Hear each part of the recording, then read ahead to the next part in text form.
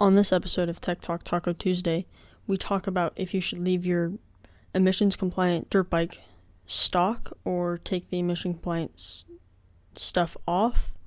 Also, smaller full-size bikes for kids wanting a full-size dirt bike. And also adventure bikes for smaller adults. So stay tuned. Taco Moto. So you've heard us talk about Taco Mike on the show. He's been a guest host a few times. Taco Moto Co., that's how you find him on the web, sells a lot of the kind of cool and unique tuning products that you need to get your emissions-compliant bike running up to snuff. So if you have questions, he has answers, and he can also sell you the stuff. So if we can't answer the question here, which we hope we can, maybe he can answer the question over there, and he can also sell you the parts that you might need to get your, especially KTM or Husky dual sport bike running like a champ. Anyways, it's tacomoto.co. Now here's the show. Welcome to Tech Talk Taco Tuesday, Logan. Yeah. What's this? Oh, the show that we talk about dirt bikes and dirt bike related products. That's good. Nice to have you as the co-host here. I was a little worried because we had an issue the other day, little issue, because you were supposed to be here at 6. Yeah. Right. 6. And 6, no Logan. 7, no Logan. Yep. And I'm like, Matt, did you talk to your assistant to see what he was doing? And he said no. And I'm like, well, you got to check up on him. Like sometimes you need a little prod. And you slept right in, right? So here's my side. This is called the Excusatron. Can I wind it up? Yep. Let me wind that up. Yeah, go ahead. So, Matt texted me. He said, "Are you free at 6 on Friday?" And I was like, "No, I'm getting ready to go somewhere." And then, so I assumed in the afternoon because it was like 3 o'clock. And so I was like, oh, in the afternoon. So then he texted me, oh, my bad, I meant Monday at 6 a.m. So I just assumed in the afternoon.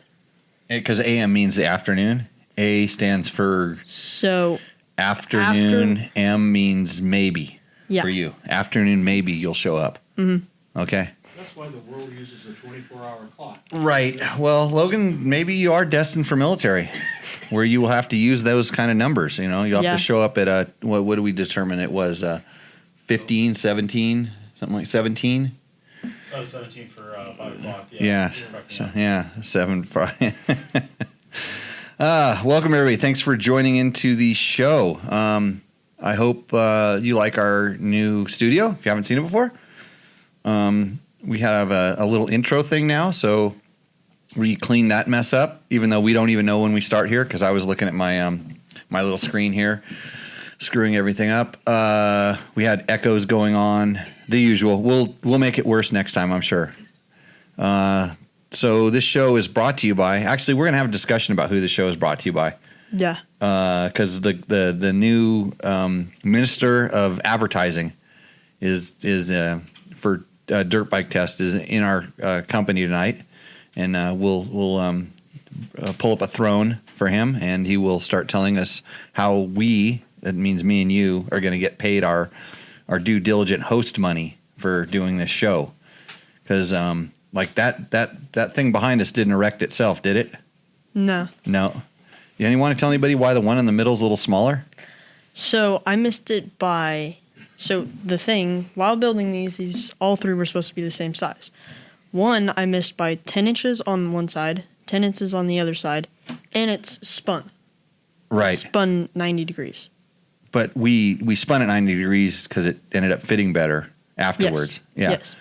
So you're not going to make it in the construction trades either? Probably not. Okay. So you cut it twice and it was still too short? He actually didn't realize that it was too short until like we started assembling. I go, how come this one's smaller? And then there was like confusion. It was okay. We made it work. It looks good. It's a helmet rack. It's a what? Helmet rack. A helmet rack now. Feature. It's a feature. Yeah, it's designed for this. So, hey everybody, thanks for joining in. So we have segments in the show. Did you wrote down all the segments, right? In your show notes that you were going to bring? Yeah. Okay, what's the first segment? Sponsorships and who are they?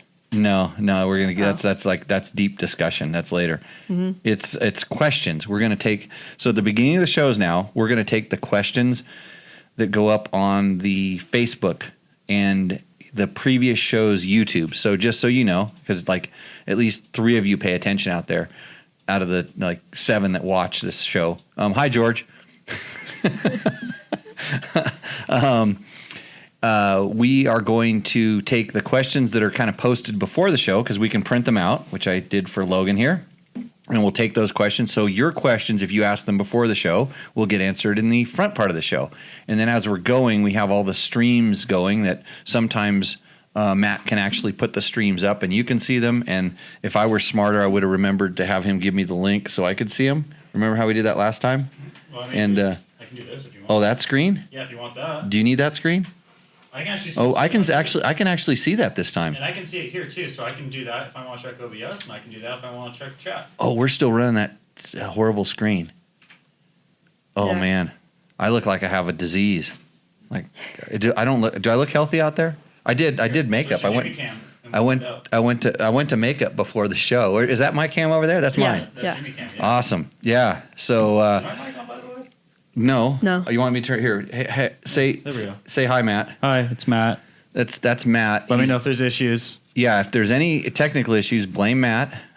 He's sitting off to the side. We're actually going to put a nice sound barrier up at some point here so that all his clacking and stuff doesn't come through. It's a work in progress. This is like nobody really told me how to do this. Like I've told a million times, this started in a Mexican restaurant. And now we have 3 cameras, a lot of lights. It's not bad for what it started out. It only took 100 shows to figure some of this stuff out.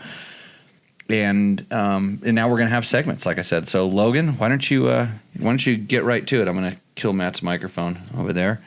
If you need to talk to Matt, let me know. Should I only do the written ones right now? Do you have any other ones? Yeah. Oh, well, you can do whatever you want. Remember, you're in charge of asking the questions. And by the way, tonight's episode brought to you by, you can go to my camera here, Hotel California Tequila. Look at this. This is it's a pretty bottle is what it is. And the stuff inside actually isn't that bad because everybody's always wanting to know my tequila review. I thought I'd also do this at the front part of the show because usually you know what it turns to later, right? You can't say it. Shit show. Yeah, it's got a really good beginning, a good medium, and then the finish is a little bit harsh for tequila. But it was nice looking bottle. I think it's just a rebranded stuff for something like that. So that's what I'm gonna have. Okay, fire away. Do your job because I'm doing something else. Logan, never could get my clutch to work with 2 fingers. I cannot get it to engage or disengage properly. I ride a race quad. I've always 4-fingered it with no issue. I always have the proper grip strength of a chimp. I have the Prip Prip's what he wrote. strength of a chimp.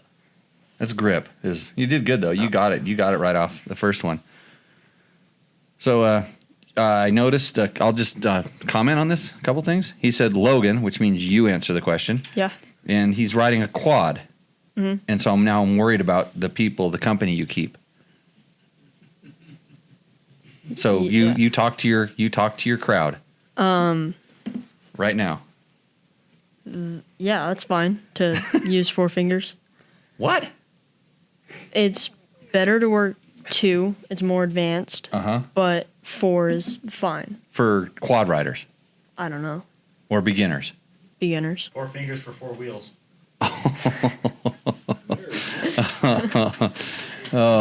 Tell him why. Tell him why. I would.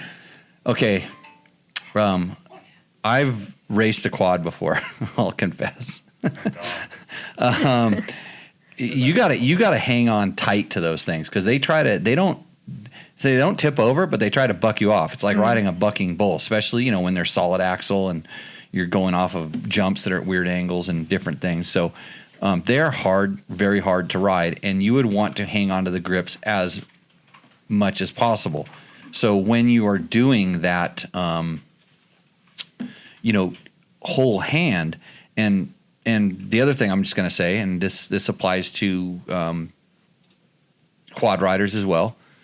I see a lack of maintenance a lot of times on quads, people that ride quads, and a lot of dirt bikes too, actually. And sometimes your cable is so gritty, and it's just there's a lot of stuff wrong with the bike. It's not fluid, so you do have to use your whole hand to pull in a horribly activated clutch. If it's not fluid and lubed up and all the stuff, it's really hard to grip and pull. So, but you really want to be, you know, using your two fingers and so you can hang onto the handlebar. So when that quad tries to buck you off, which is all they try to do, you can still modulate the clutch with your two fingers. Sounds like a better question for my riding schools podcast, which we've started recording. When are you doing your episode, Logan? When the cameras are on. Cameras are on. Is that like AM or PM? Whichever one, the opposite one that you say. Afternoon, maybe. Okay. So you think, grip strength of a chimp shouldn't be riding a quad either. I think it's dirt bike time. Evolve from your chimp state to human status and ride a dirt bike. So maybe someday you'll be able to ride a Husaberg 570. Yeah. Okay. Next. Pirate Gurant. Mm-hmm. Dude, that's crazy. Kind of like his name. Yeah. I put that, you know what I forgot to do? I forgot to go grab all the YouTube comments this week. That was from YouTube. That's what started it. And I put it there because his name. Pernit Gurung.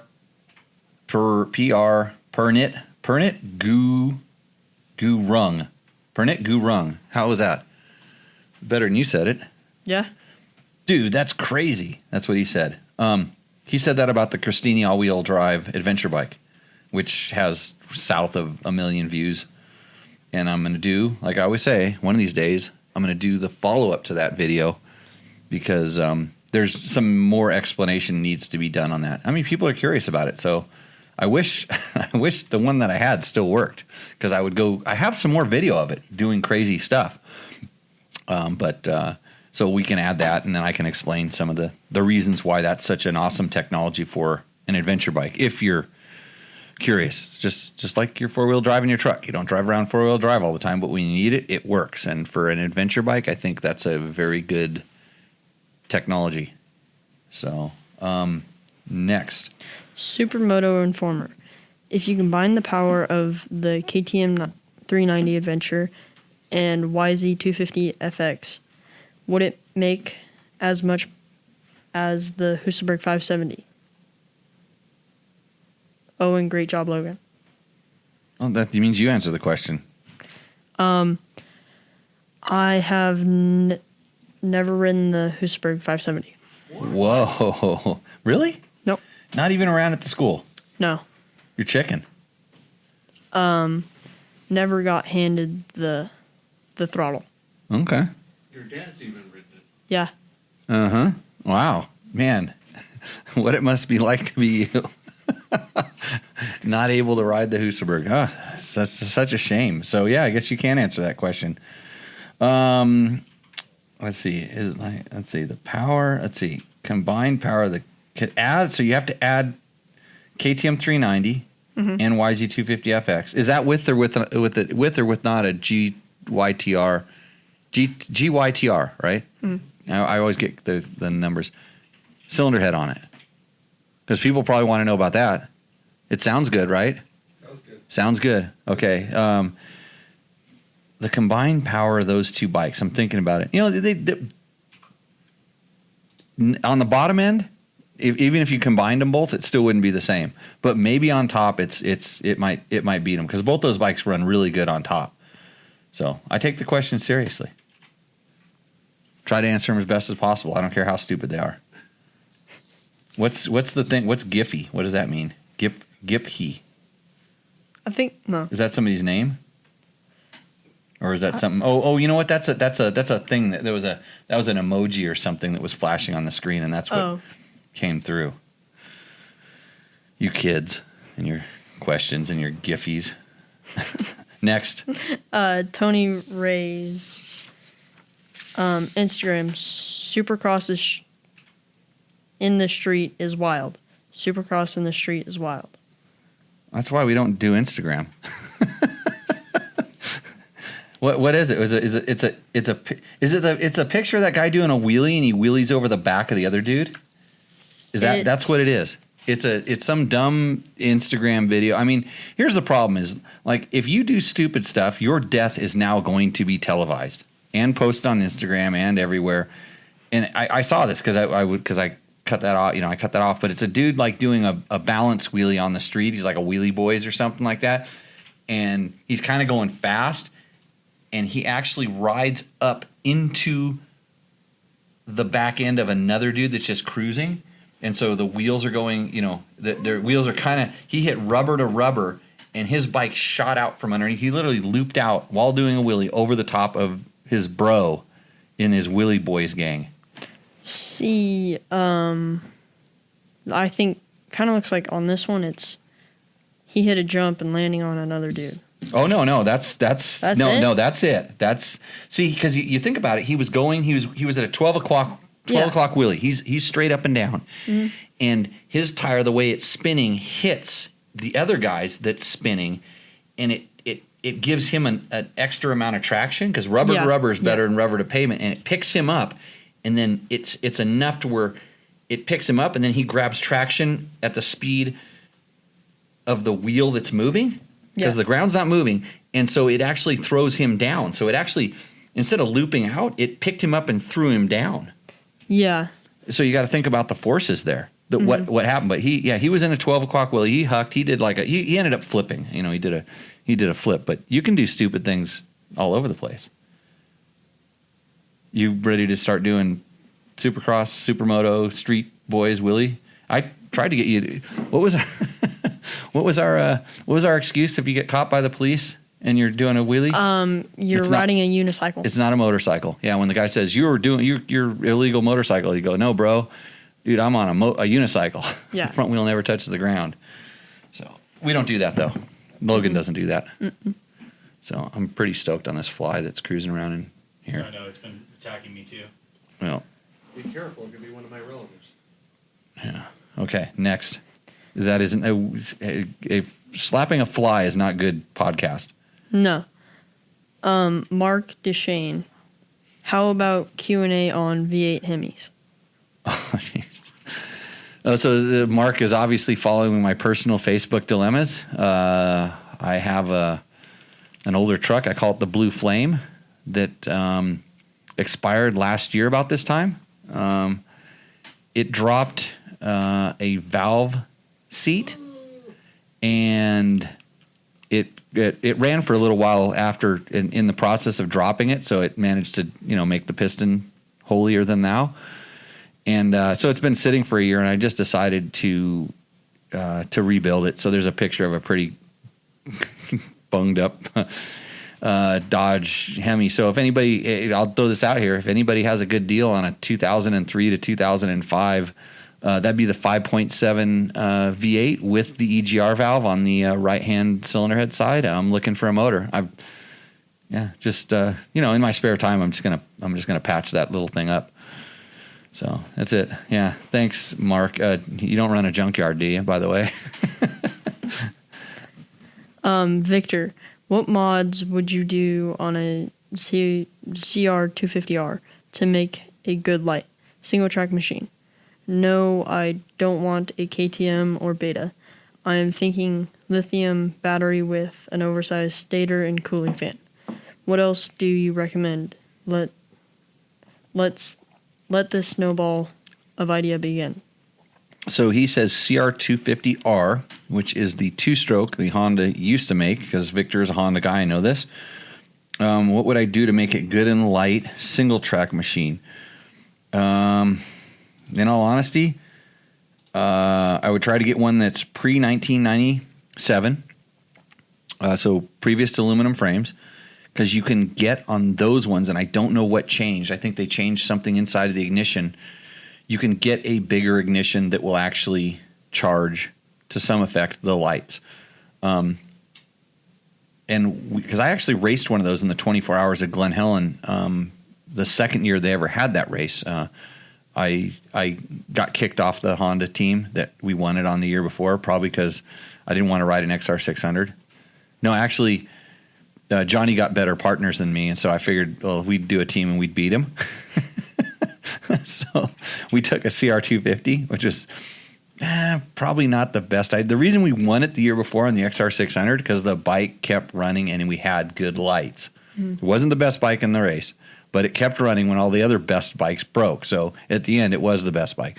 So next year we did on a CR250, and we actually had a pretty interesting ignition that had sort of had a piggyback, a stator on the outside of the flywheel. It was this very complex thing. It had a really big ignition cover that went on, and it basically just burned up. It didn't. We ended up managing to get through with, I think the ignition that kept powering the lights was kind of it was a factory piece. I don't know exactly how we got it, but it was something that it was a combination of things they were using over in Europe that the guys that do in the extreme enduros were using and everything. But really, what you should probably do is, because you said you wanted a light bike, I would take a high-powered rifle and just shoot it until there's a lot of holes in it, and then coast downhill all the time. That's the best thing to do, other than paint your KTM red or buy a Beta that's already red and put Honda stickers on it. Or you can buy a gas that's red and put some Honda stickers on it. Or you can get a Sherco, because they're kind of weird, kind of like Hondas are now, and paint it red and put Honda stickers on it. There's so many better options. Unless you already have a CR250, and I don't know what the whole thing with the lights is, because if you want lights, just go with a full battery system. Just Trevor, you know about this. You guys seem like you have light problems all the time. You end up running on batteries.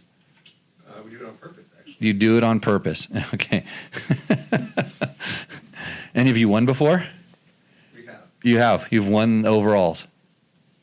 No. Okay. Yeah. Well, we should talk about this. You should. Yeah. I can offer you some advice. Usually, my advice is pretty sage. Next question. I think he said light. Light. Like lighter. Weight, yeah. Like weight. That's why you shoot holes in it. Yeah. Nothing lighter than a hole, Logan. Mm-hmm. You'll know this. Nothing lighter than air. Yeah. And when you make a hole, it has full of air and it's light. The guys whose job I took at Cycle World, and then Crazy Nate, these two guys were they did nothing but drill holes and shit. And they couldn't tell how it handled because neither of them knew, but they would just drill holes in everything. Actually, you should take a close look at that CRF230 that I got back, the one that's half spray painted black. Yeah. Yeah, take a tour around that thing, and you saw too much spare time with a drill bit, right? Yeah. Yeah. At least he didn't do the frame that we know of. Okay. Yeah, so I got the light part. That's why I said shoot it. Jimmy, countless thanks. Your advice to try the Michelin Starcross 5 tires on my 19 WR 250F completely transformed the bike. It feels amazing on rocks now. Here I was ready to blow tons of money on suspension revalving. So I saved him money by telling him to buy a different brand of tire than I recommend? Yeah. Gosh. Okay. The other thing we need to do is we need to tell everybody that we should get sponsored. We should have sponsors on the show. And here's the deal, that if you want to, because we give really good advice, and that's why people listen to the show. But if you sponsor the show, like Nate at DDC does, he's been a big helper.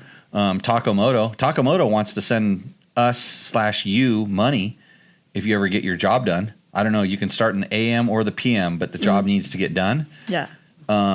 So the reason these guys like this is because they know that we'll give us we'll always give out the best advice we can, regardless of who is sponsoring the show. But I would probably only take sponsors who I believe in their stuff, so I can say positive things about what they do. And if there's something that's better or something that's comparable or something that's more of a flavor, which tires are a flavor of characteristics.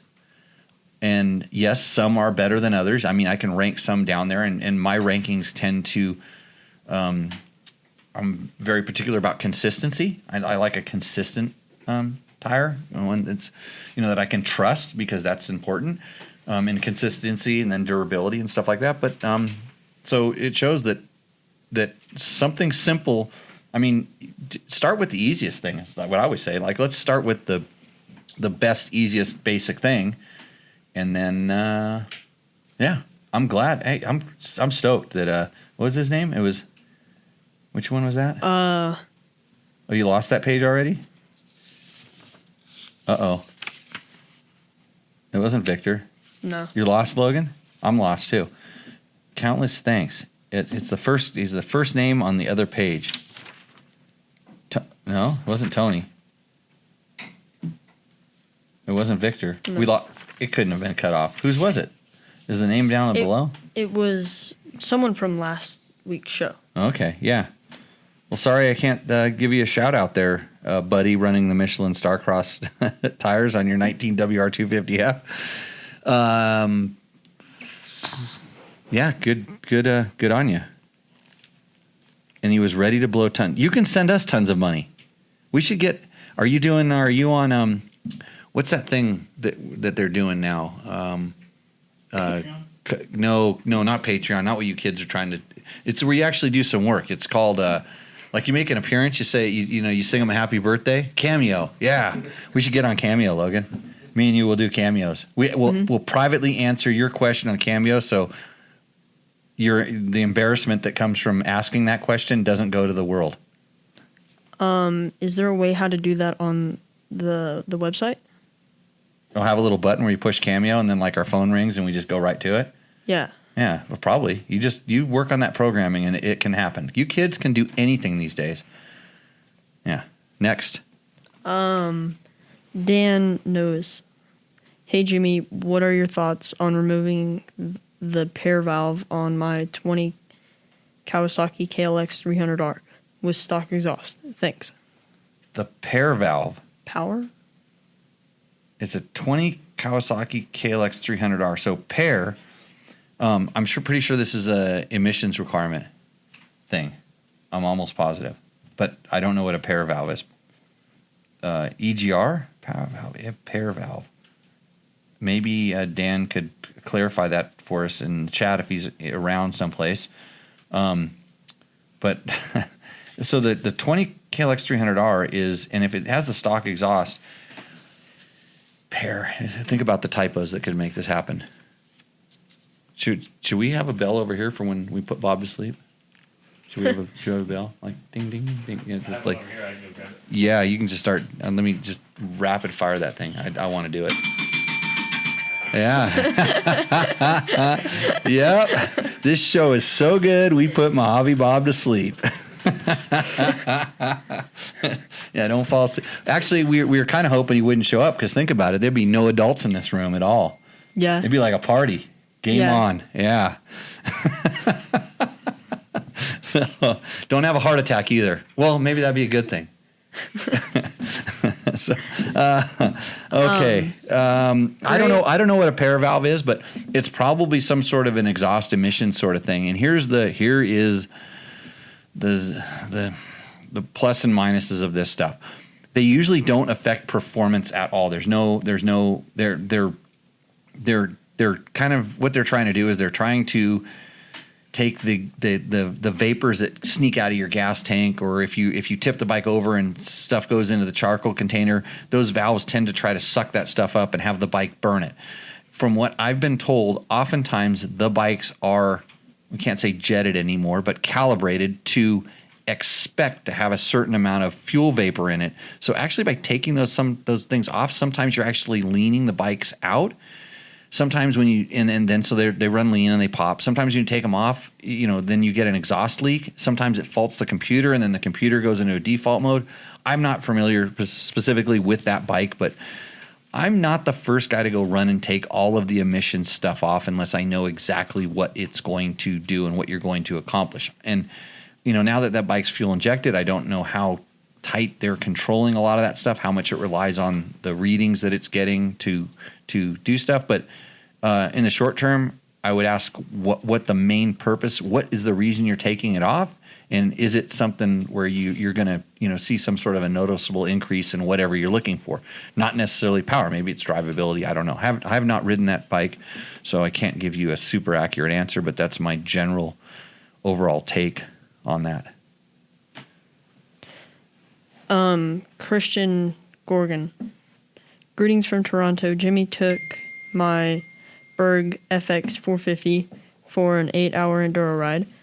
Lots of water crossings, 4.5 decent dumps halfway through the day.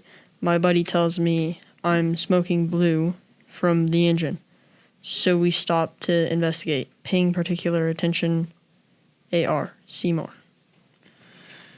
So I'll tell you exactly what that is. So on the Husaberg and a lot of the older KTMs, actually even current KTMs, but not nearly as bad, there's a breather hose that comes out of the valve cover, and it basically transfers that oil into your air box. So when you tip the bike over, depending on the side, oil can kind of splash up. It can run down through the cam where the cam chain goes. A lot of oil can go in there, and then there's extra oil up in the top end, and then you clean out. It blows it into the overflow, which blows it into the air box, and then it pools up in the air box, and when it gets pooled up enough, sometimes it spills into the engine, and it's just like you're pouring oil into your intake tract, which you are. This is probably what's causing after the tip overs for sure, and especially if the bike tips over and keeps running, it's more likely to pump some oil in there. So this is a real problem going down on old KTM RFS bikes. When you would go down long downhills, all the oil would go up into the front of the motor. It'd come out of the transmission and go up into the front of the motor, and the crank would pump it up, and it would go up the cam chain into the valve cover and just start blowing into the air box.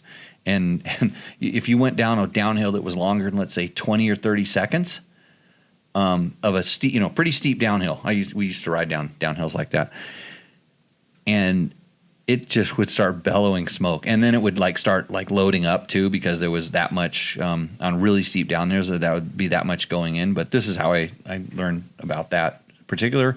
I have not had that happen with my Husaberg, except for when I've overfilled the engine. So I've overfilled the engine sometimes, and then it would tip over, and then we get back on, and usually you'd have to be revving it pretty hard to get it to go. But that's always a thing. You should probably understand how your bike is plumbed, for instance. Know where you're, when you tip over, depending on the bike, sometimes it just spills out in the ground, sometimes it spills into an evap canister, and all of a sudden your bike doesn't start. Just like sometimes when your two-stroke falls over, it not only spills gas out in the ground with a carburetor, it'll actually leak some into the carburetor, and you pick it up, and then it drains right into the engine.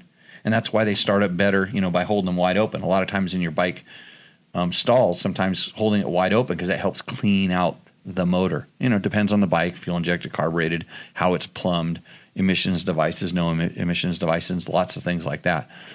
So kind of good to know. But yeah, I would just blame the Husaberg and that piddly little 450. It's like,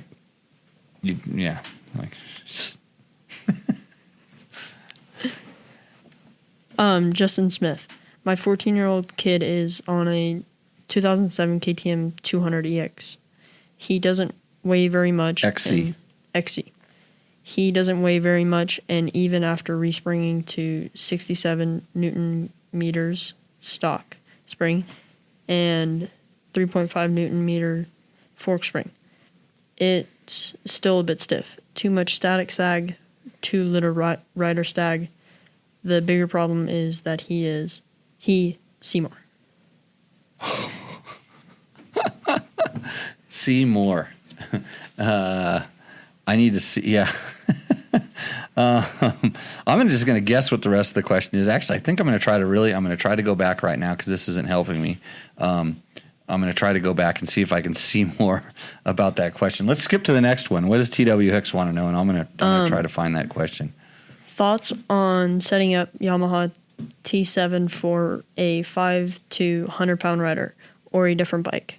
She would like to do some longer adventure type rides from to Moab, and her current CRF 250X just is not the right machine for it. TIA.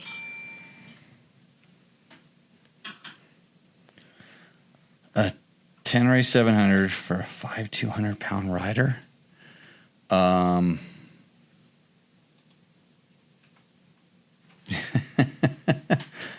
KTM. Watch our video on the KTM 390 Adventure.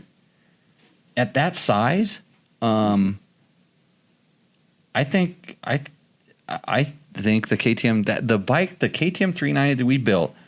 Isn't this guy local too? TW Hicks. I think he's kind of a local. I think he's. Do you know who it is? No. Yeah, I think he's somehow local. Maybe I don't know who it is, but I don't know. I don't really invite anybody over. But he is a fan of the show. Maybe you should reach out. That bike's just sitting around here most of the time. It's not doing a whole lot, but because to set up at 5'2", you're gonna want to lower the bike a little bit, and then it's already kind of low to begin with, and you're gonna make it literally so soft that the bike is just gonna blow through. Half the thing on the adventure bikes, they're so heavy you have to spring them to hold the bike up, but they still want them to be supple. And if you start taking the springs away, they get really soft and wallowy, and then they actually get stiff because they ride down in the strokes. And aside from doing a ton of suspension work and revalving to make it really work, you're going to be in a world of hurt at that. And that 390 goes 105. Mm-hmm. Yeah. It's mine does with me on it. Yeah. Video proof, the evidence. Yeah, we got video proof. But I mean, it goes 70, 80 miles an hour. When do you need to be going that much faster? Most of the time, the way you really want to adventure ride, you're just cruising around and doing fun stuff. And for that bike is super awesome. And even a CRF 250L is another possibility. Or CRF 250X is just not the right machine for it. Oh, that's obvious. Yeah, not meant to do that. I have got this thing uploaded and. So TW Hicks is local. He is local. Yeah, he put it in the chat. Okay, so yeah, maybe we can help him out. Maybe, I don't know. I'm kind of scared of people. Yeah, You're scared too? No, I'm a little taller and a little more weight, and I would take the stock 390 over the Tenere. And you rode a Tenere, right? When yes. we had it, yeah. I didn't ride yours, but I rode Johnny's. Oh, I saw Johnny popped into the thing here. Mm-hmm. Yeah. He's out of jail now? Yeah. Yeah, it's good they let him out. He never talks to me anymore. I wouldn't talk to him anyways if he's been to jail like that. Here, the bigger problem is that he has a hell of a head shake. Okay. This is back to Justin Smith's kid. The bike lets you change the fork offset. Should we change it to a more stable offset, or are there other tricks to try? We are waiting for his stabilizer to show up in the mail, which is spendy. Maybe I should just tell him to eat more. You, Logan, you as a smaller guy, you used to have a head shake problem on your bikes, right? Yes. Have we fixed that yet? What I did was got a desert tank and stabilizer. Okay. And what did the desert tank do? More weight. More weight on the bike? Yeah. Interesting. And so you actually, you noticed that. I mean, it made a big enough change. Yeah. Stabilizers help a ton. And a lot of it could be, like I said, it could be just setup. You didn't tell me how old your 14-year-old kid was. I mean, how much he weighs. How old your 14-year-old kid was. Yeah. How much your 14-year-old kid weighs, because that's the big thing. I'm guessing, like, what were you at 14? 110? 120? Yeah. So you're going to be really, it's just like this girl, you're just really undersized for the bike. Mm-hmm. And the lucky thing about a regular proper dirt bike is you can suspend them. The bike isn't, quote, that heavy in the comparison of the package. I mean, sure, compared to that rider, the bike is heavy, but the bike isn't 2 and 3 times. Well, it is 2 times. It's not 3 times the weight of the rider. So you can probably get the proper springs. And stock springs on a KTM 200 are not right for a 100-pound rider. You probably have to go down almost 2 spring rates, in my opinion. At least 2 in the rear. And the way I do springs is typically when I move 2 steps in the rear, I match it with a step in the front. So if I'm going to go, usually because I have to go 2 heavier in the rear, then I'll go up 1 in the front to kind of keep things balanced. And I think the instability probably comes a little bit. There's 3 things that cause instability. Number 1 is the rider, and so the rider is causing it by being slightly out of balance, and so the bike that you turn into, I always call it like it's a pendulum or a weeble wobble. Bike goes one way, you go the other way, and then you both correct, and you both correct, and you both correct, and this is what's causing a lot of the head shake. And the strength of the rider has, stronger riders can kind of lean onto the handlebars or stiffen up on the bike to correct this, which isn't the right thing to do. The right thing to do is to get balanced and let it go away. It's funny, if your bike starts head shaking, if your bike's set up properly, you can let go of the handlebars and it'll quit. If your bike starts head shaking and it's improperly set up, it will huck you. This is where steering stabilizer really helps. So, I think, a steering stabilizer will really help this, but you don't want to start running the steering stabilizer stiff so that affects the bike handling. Because I know a lot of guys crank their steering stabilizer up and then they go to turn and the bike says, okay, we're going to turn. And, you're already committing to turn and the bike's like, dragging behind you. So you can really mess up a bike with an improperly set up steering stabilizer thinking, I just need, to stiffen up the steering and this problem will go away. So there's that. You can also play with the handling characteristics of the bike. And this is where you're talking about changing the offset to the more stable. I think it's between 20 and 22. I'm not sure. I think that you can change you can press out the stem on the headset, spin it 180 degrees and pop it back in and it'll change the offset. On the KTMs, me personally have not noticed that this is that big of a change. In fact, it just makes the bike overall, everything not work as good when you go from the way the bikes are delivered to whatever you're able to change it to, unless you have some certain character that you would like. And I haven't found that if you go to what he's calling, and I don't know where it's set at, what he would call the more stable ones, which would be the more offset. So going from 20 to 22 would in theory should give you a slightly longer wheelbase, more stability, and it changes. Does it change the trail? No. Changing offset shouldn't. I think about all this stuff. I never knew exactly what it did because usually they just do it and you'd say that worked better or it didn't work better. But I do understand the geometry a little bit, but it eludes me right now. So I don't know that that's necessarily the solution. What you can do is try to see if like taking some sag out of the bike. So let's just say, for instance, right now he's probably at 100. he's probably at like 60 millimeters of sag or something. Try taking a ton of spring preload out and let the bike sag down. See if it gets better, or maybe he's at the max, like he's almost got no spring preload. And then add some spring preload. And see if it gets better or worse. That's probably the easiest thing to do just right away to see if you can change the attitude of the bike and it does make a difference. Sometimes the rider doesn't feel it at all, and other times they feel it right away. So maybe it's something better done without the rider paying too much attention. But having the right springs on it is that's where you need to start. You need to start with the right springs. If they're too stiff, then especially when, like he said in the beginning, he's not getting the free sag that he needs. And so then the bike is just dancy altogether. It never kind of settles down. So hopefully tell him just to eat more. I don't know. That didn't work for me, eating more. It does not work in now. Yeah, I added, all with the clickers, I added more spring, and it helped it a little bit. So you added spring preload? No. Yeah, compression. Oh, yeah, that's not the... Oh, okay. So I added a little bit of compression. Right, And that helped slightly. But that's not spraying. No. Yeah, it's just compression. Yes. Yeah, that could. I mean, it could make sense. Like sometimes I find that actually slowing the rebound down. If you would slow the rebound down a lot, that sometimes can help with stability a lot because it holds the back end down, so it's lower in the back. So that might be another one to try. So pretty good. Input from, Your wake? You might mention the advantages of a Scott steering damper over others if he goes to work.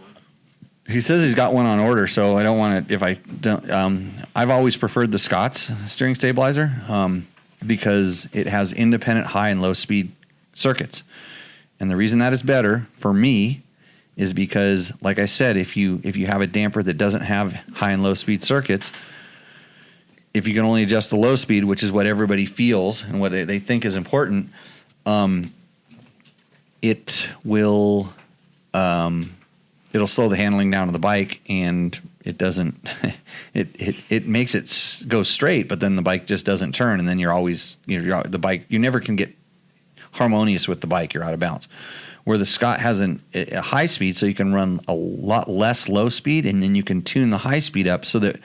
And this is kind of the frequencies that tend to. The head shakes are usually pretty quick and violent. They start with one hit that causes the whole series of things. That eliminates that first hit, so it never starts. The stability and the head shakes never goes away. So that might work. Yes, Bob? And also free centers. It goes back to center. That's another thing that most of the dampers these days seem to do this. So free back to center means it damps away when the wheel's turning away from the center. So you're going straight and then you try to turn it away from center. It dampens and then it goes free back to the center. So inherently the wheel wants to stay straight, and if it does get knocked out to the side, it doesn't resist you trying to straighten it back up. So if you want to know more about Scott stabilizers, you should call up Scott's and talk to Steve down there. Tell him Jimmy at Tech Talk Taco Tuesday sent you. He won't know what you're talking about, and if you say Jimmy Lewis, then they will probably hang up on you or charge you double, which is always good. No, they actually if you called and you mentioned my name, they would probably think you're really smart and that you knew that you're listening to smart people as opposed to dumb people. Oh yeah. Right? Right. No, I thought I meant.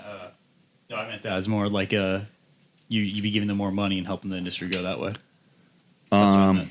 Right. Okay. I get kickback. So use the Jimmy code at Scott's for double the price and twice the customer service. Just say Jimmy sent me, and then they will help you out. But you got to call them and tell them, Justin Smith did say it's 12 weeks out. 12. Yeah. The damper. Yeah. What kind of damper do you say? He didn't say that. He just said Scott's. Oh, yeah, that's a good one. I can see that they're 12 weeks out because they're good and things are hard to get. Right.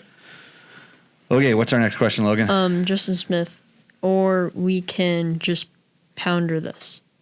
Oh, that's the other Instagram video of the guy doing the flip or something like that. Or we can just ponder this. I don't know. Is that it? Gone through the questions? Yeah. As far as you know? Did we get more on the chat? We got a few more in the chat. Okay. Yeah. And the Let's on the Google Doc. good. Let's get Trevor over here real quick. Yeah. Come on down. Come on down, Trevor. So this will be Trevor Hunter's. He believes it's his third appearance on Tech Talk Taco Tuesday. It hasn't driven him to drinking yet.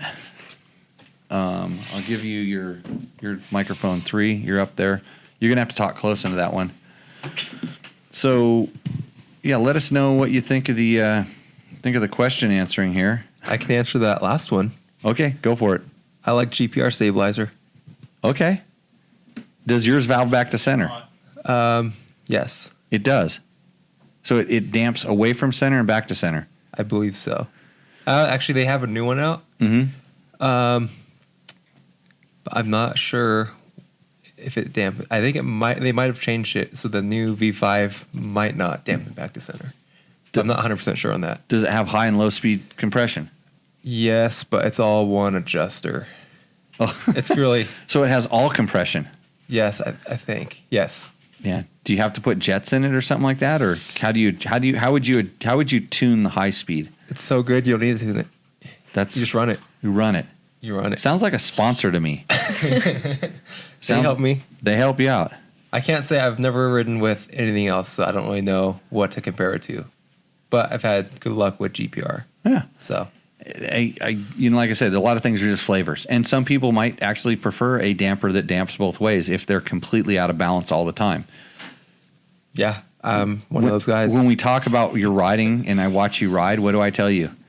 There's not much balance going on. You would go so much faster if you would just focus on this very basic. Matt can teach you. Matt does our beginner classes now. Matt can take you out and teach you probably more than you would believe. Well, I am a beginner, so that's the class for me. Start at 6 a.m. At 6 a.m. Yes, I'll be there. Starts at 6 a.m. Yeah. Okay. So my question is, do we have any sponsors for this show?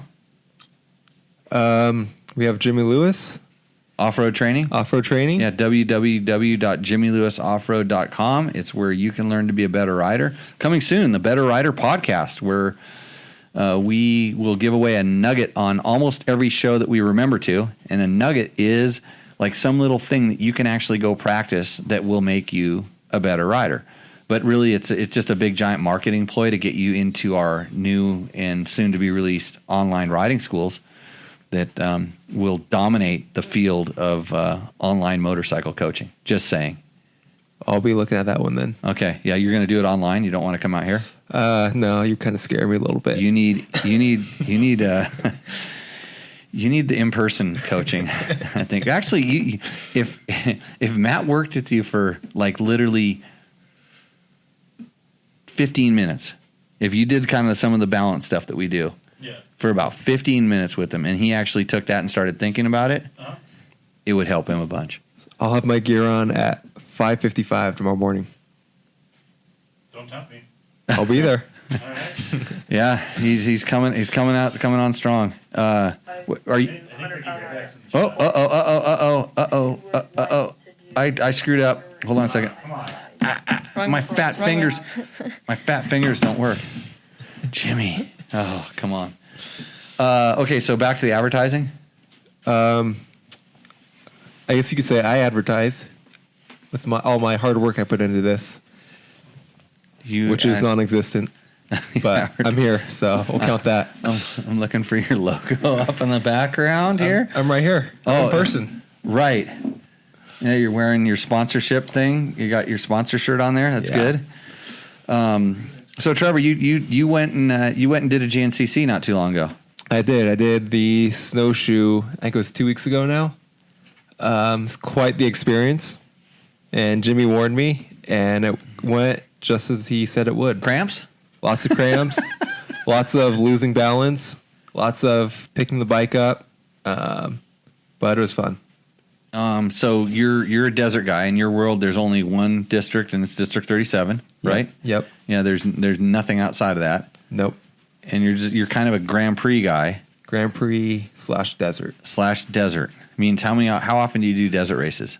I do some best in the desert stuff, which is probably the fastest desert racing you can find around here, and then done some National Hare and Hounds and a couple of district races, but not too many of those. Okay, so and you ride the lighter class, whatever that is these days. Yeah, usually I ride the 250, and then for best in the desert, I'm on a 450. 250 and 450. So I'm thinking that when are you moving up? I don't know. My balance lets me move up. Do you have to win to move up, or can you just move up, or where are we at with this? I mean, actually, if I moved up, I'd probably be doing better because there's not. So the lower class is deeper. The lower class is much deeper. Huh. Yes. Because there's factory guys in the big class. There's factory guys in your class too. Yeah, there's factory guys in every class. Kind of factory supported guys. That's pretty amazing. I never remember there being like really factory Grand Prix guys back when I was racing. There's actually factory desert guys, and then each kind of one of the series, but never Grand Prix were just kind of something you did sort of for fun on the off weekends. But now it's turned into kind of a big deal. Yeah, it's a really big deal. Kind of like me. Yeah, we got your read. I didn't have time to put it on the show. I'm going to modify that show intro. It's going to have a lot of good quotes on there. Actually, did that other donkey ever show up in the chat room? Yeah, that guy. He showed up in the chat. Yeah, he's on your personal Facebook. Oh, he's on my personal Facebook. Yeah, he's not on DVT's Facebook. That guy. So he dangled the bait. He said he was going to come and be a guest tonight, and then we were going to go to the river tomorrow. And then what does he do? He pulls out oh, dude, I got to go testing tomorrow. Like, come on, bud. Yeah, come on, bud. I think about this. You could hang out here, do tech talk, and then we could just go to the river. But now you're going to go out. What is it, 114? Yeah, 114, and you're going to go out and pound suspension all day, so not factory. Tell them you want to ride when it's only 70 degrees. And then just come and hang out, as I really want to go. Yeah, there's no work, and it's like factory ride. That's why you want a factory ride, because you get the bitchinest bike. It's just there. It's ready to go, and you don't have to. You just get a boat and go to the river. Yeah, I thought you don't have to test factory bikes. No, they're just that good. Yeah, they are that good. Bob, there's a whole bucket of beer or something over there. It's really? Yeah. You need it. I could close my eyes and walk over there, and I bump into it, and I could end up with two in my hand. Some wires you trip on though in the process. Yeah. So I should call that guy and have him on live on the show. So okay, back to the sponsorship thing. What happened to our Honda deal? It's coming soon, I hope. Okay, and then the KTM deal still active? Might be active, might not be. I think it depends on how nice you are to them. KTM, powered by a distinct ready-to-race mentality. They are the world's leading high-performance street and off-road sport motorcycle manufacturer. Logan, I really appreciated that. You were ready to go in and cover me because you saw me blowing it right away. Yeah, because you kind of never do that for me, so I was trying to teach you a little something because it sucks. Over the years, KTM has built a reputation as a fierce competitor on racetracks around the world, and the brand's remarkable global success is defined in every product it develops and every move it makes.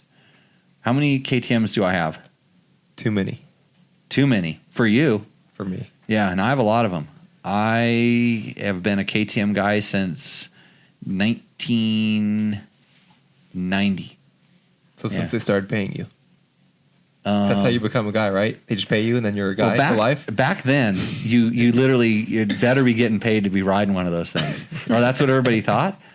But my first KTM 125s were so stinking fast.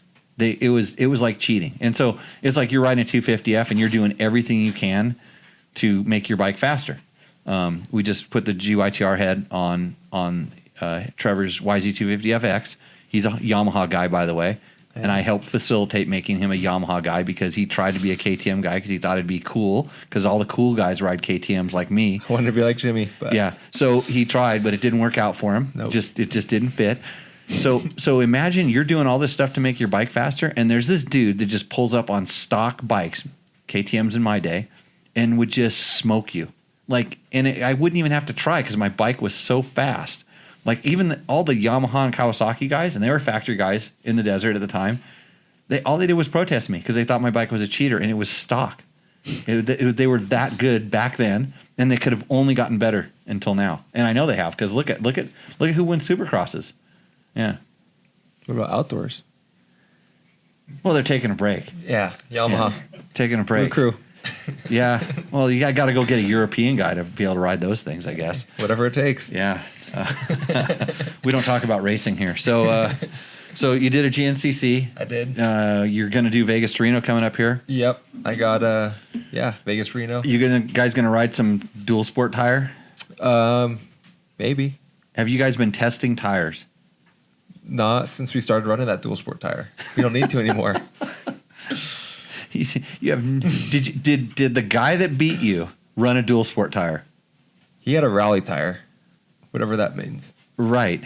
I don't even know what that is, but he had a rally tire. Yeah, you should get something that works. I would run a Kenda Parker DT, and I know you guys have tried it, but if you just learn to shift and quit revving the piss out of that thing and get some traction, you would go a lot faster. We're not talking about racing; we're talking about riding right now. But we want to sound fast in front of the spectators.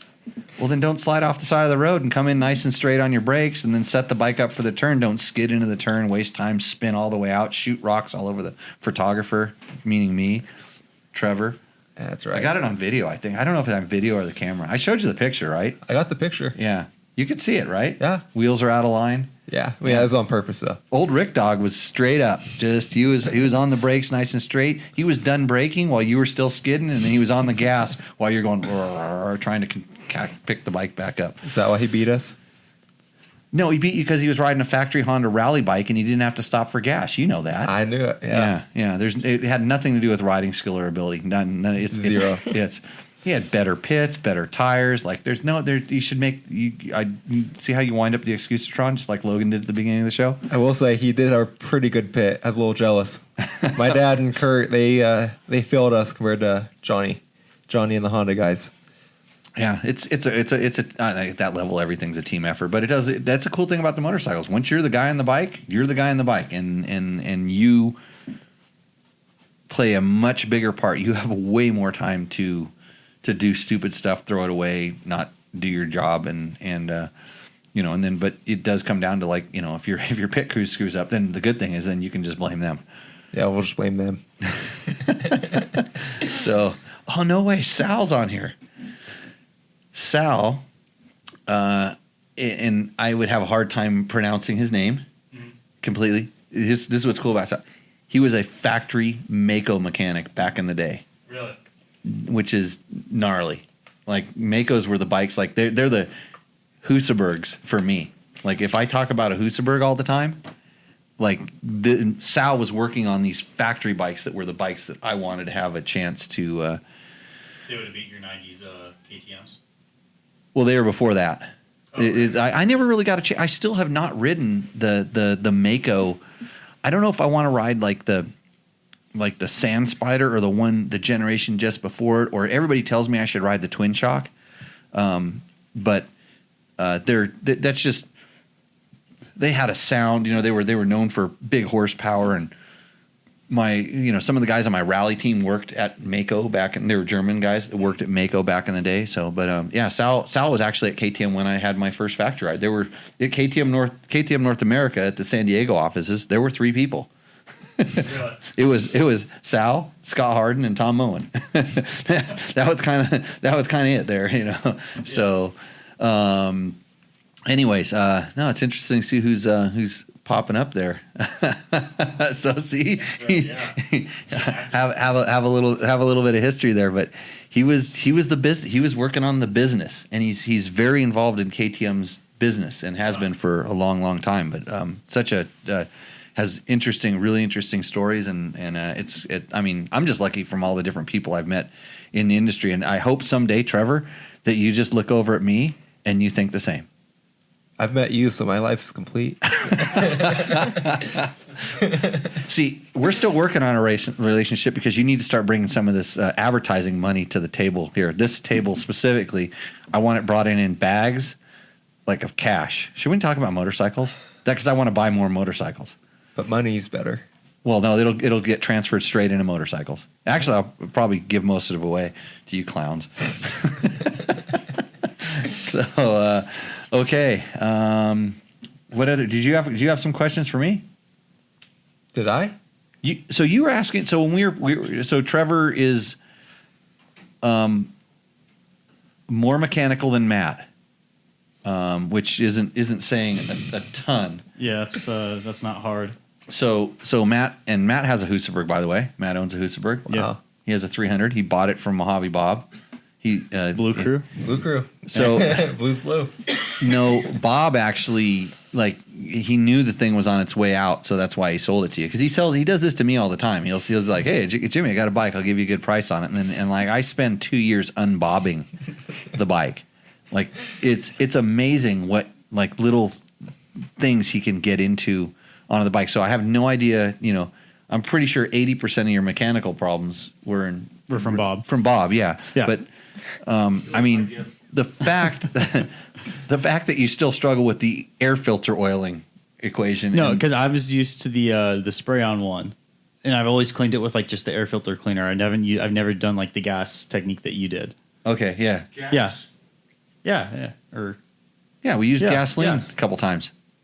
I use gas every time. Yeah, I know it's pretty Are you common. guys serious?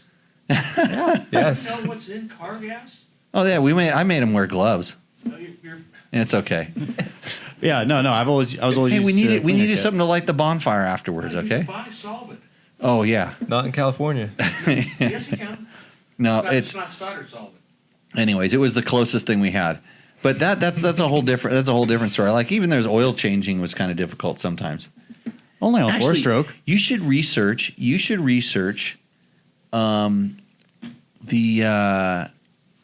YZ125 build that you did. Yeah, and I made multiple mess ups in the process. But I thought it was great. it's a really good learning experience, especially so let's just say you know what it's really good at. It's really good at telling you what you're going to be in for when you buy that bike in a basket. Yeah. like what it's going to cost. And I saw Matt bought the bike. You bought that from John, didn't you? I bought it from Big John. Yeah, he So, actually gave me a good deal. That's on why it. the guy's in jail. That's why the guy is literally in jail. Yeah, you didn't know this? No, what did he do? Secret. It's a top secret. So Is he actually? he won't call me. Anyways, he only got one call and he didn't use the call. So self promote my article. put it up on the chat board or something like that. Yeah. Can't you do that? Look at he's going to work right now. It's about me. Suddenly I'm more engaged. Quit stealing the limelight. These lights have not turned over to you, and you don't have your own camera. I don't need my own camera because then everyone would just want to look at me. Heather said better living through chemicals because I always say that too. Yeah, I usually use that to refer to energy drinks, but at this point, gasoline must have made the job easier for the thing. So, but it's a good reason, like sometimes why you don't buy a basket case motorcycle because it ends up being way more expensive than you think it should be, and the sucker that sold it to you, like you think you got a good deal, and he's laughing all the way to the bank. So he didn't get much money off of it, and I wanted the experience of building a bike from the ground up. you're just making excuses now. What's the excuse? I wanted to learn. Yeah.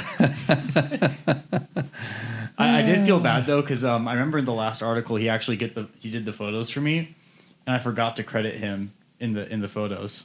Oh, In the article. So sorry about that, John.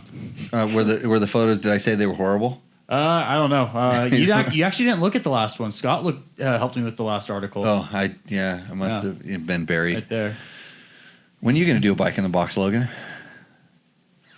When your dad kicks you out of the house? Yeah. When's that? 18? Yeah, probably. Probably. And like getting the boot. Yeah, because we did talk about like you're getting your last bike pretty soon. Yeah. Have you decided what it is yet? Probably KTM 300 or Wrong answer. I think it should be a Husaberg. A KTM 300 or 250. or 250. 2-stroke. Right. Yeah. Little Logan. How much do you weigh? 125. Right.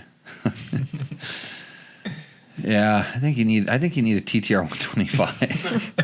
Something like this. Oh, don't do him like that. He's better than that. He's an instructor. Anyways, yeah, he's fine. Yeah, he'll be fine. He rides it like a girl, so it's okay. Just- He could probably teach Hunter too, or Trevor. Trevor? Yeah, Trevor Hunter. Oh, you want to come over tomorrow? Trevor said he'll be ready for you at 5:30 AM. a.m. That means afternoon, maybe, right? Yeah. Yeah, that's what you'll get from him. I'm not kidding. Okay. What? So we still haven't made any resolutions.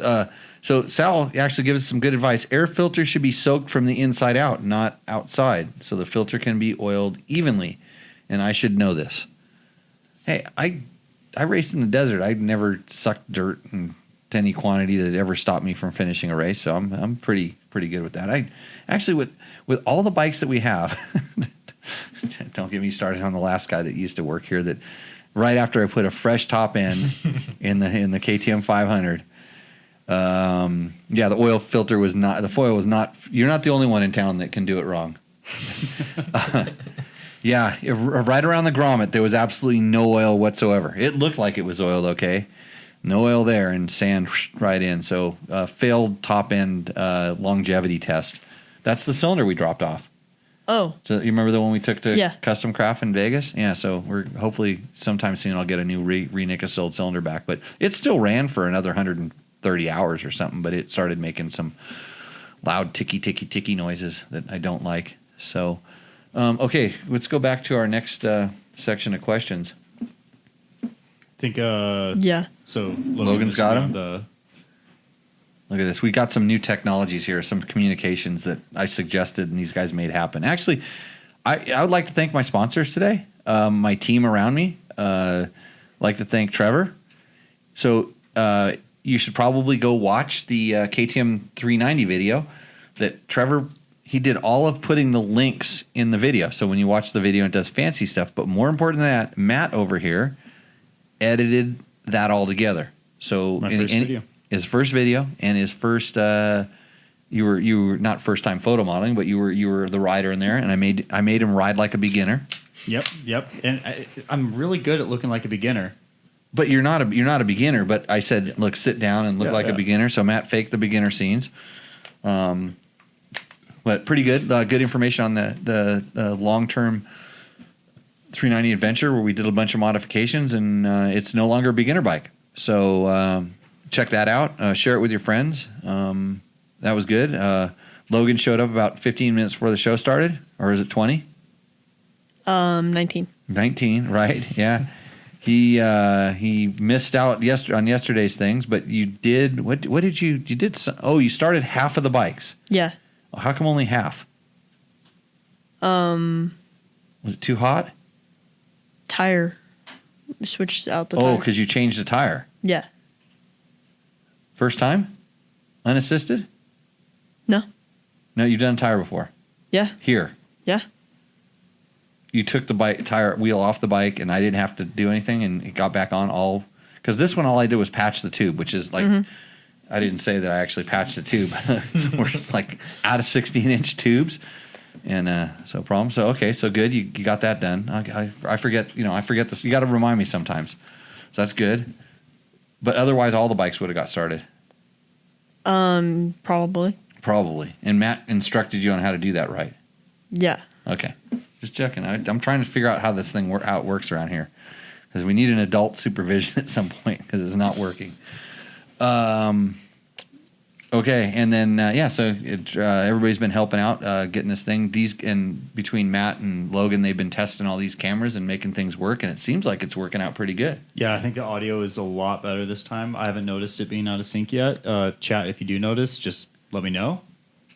But Right. I think Logan and I, we were just out here grinding away at it. I think we Grinding got away. it. Yeah. And what was I doing? Laying in the pool? I think you were working on your truck. Working on my truck. No, he's laying in the pool. I saw him. Okay. Okay. Next question. John Jackson, British YouTuber 999 Laser is putting a 700cc two-stroke in a Husaberg chassis. Is the Scarlet Legolas or add to the legend of the Husaberg? So No. I don't remember. I rode. So the 700cc motor he's getting is like some former Mako guys kind of started up a company, and actually they had them over here. ATK actually was buying these. They had like 640 and 680 and 700cc, 710 two-stroke motors. And I remember that somehow they kind of came from Mako, and I don't know if I coined this or whatever. It was just a mistake-o is what this was. There's a certain size that a two-stroke just starts, when you get to big displacement in a single cylinder, and I mean, I have to be careful when I'm saying this, 'cause some of these go, well, you've seen how big those diesel ship motors are. There's a certain size when, if you're expecting a quote high performance 2-stroke, you start getting out of that range. You just can't. It just doesn't work. And I'm guessing that that's around 350 cc's in a 2-stroke from my experience. This is just in riding all different displacement 2-strokes. 2-stroke seems to function as they get smaller and smaller and smaller. They seem to make higher and higher power numbers and stuff. And I think it has to do with RPM. And when you start getting these bigger ones, they don't want to rev. And having ridden the 700 and the 680 and the 650, two different ones. Well, first of all, they're horrible to start. Horrible to start. And he's putting it into a Husaberg chassis? Is that what he says? Yeah. He needs to turn the thing upside down or point it the wrong direction, and then it would be a marvel. I mean, that's the chassis is kind of designed to house a motor that's in an awkward direction, which is great if it's 70 degrees and it's a 4-stroke and it's like kind of like a Moto GP bike on the dirt, which is what a Husaberg is like if it's a 570. By the way, yep, there we go. But what do I think of this? Mistako, yeah, full straight up Mistako. It better fucking be an electric start. Excuse my French. Yeah. The motor he's talking about is a sidecar motor. The site there. So what's the name of the company? Wasp or something like that does the sidecars? It's been a series of companies that have taken that design and just keep making it. I wish I had a buzzer that just said bzzz. For a sidecar, you're just talking a lot of torque, and they're probably just shifting it really quick. And with, imagine, okay, so that's like almost as bad as doing a quad. You have one less wheel, which is like 3-wheeling. That's a good feeling. It's coffee can piston and the giant rod and the giant crank pin and the crank throws. So it has inertial torque that helps with some stuff. Yeah, I remember the good ones were always 500 cc's, but maybe they now they found how to make those things work better. So yeah, good luck. You're gonna have an ill handling machine for sure. Okay, John Cobb. You know, he was one of my old bosses at Dirt Rider. Oh, really? Yeah, one of the guys that like through the transitions of things. John always really wanted the best for everything because I'm sure it meant bonuses and better bottom line in his world. And he actually gave me a fair amount of freedom compared to some of my other bosses that had me on a choke chain sometimes.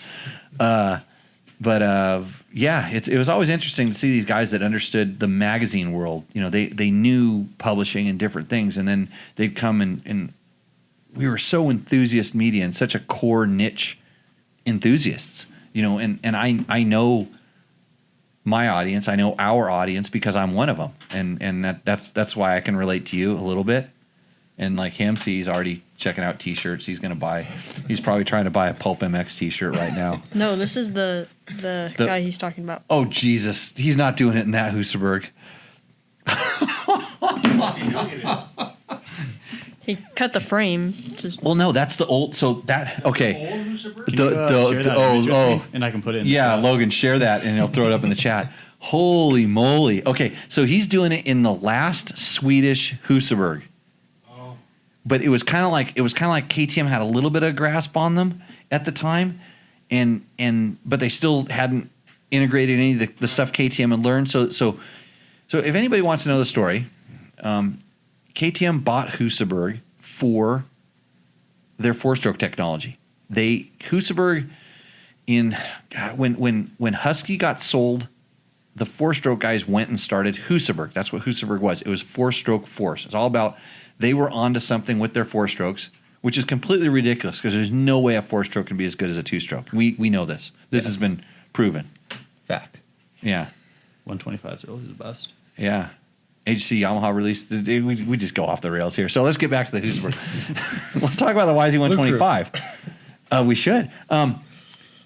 The Husaberg. So they took them to get the 4-stroke technology. It was mostly in the cylinder head, and it was just they were running the the water pump off the camshaft, and they had some valve train stuff that was really good.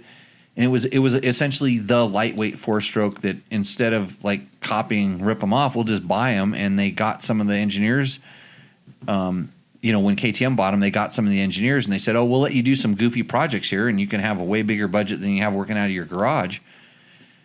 But we'll take this. And they basically took that Husaberg stuff, kind of spun the cylinder head around to a different direction and did stuff. I'm really butchering this story, but so that bike, so when that bike at the 650cc displacement, like I talk about the 570 a lot, but I kid you not, that Husaberg 650, what that bike probably started life as. I mean, they were all the same chassis. They made 350s and whatever, but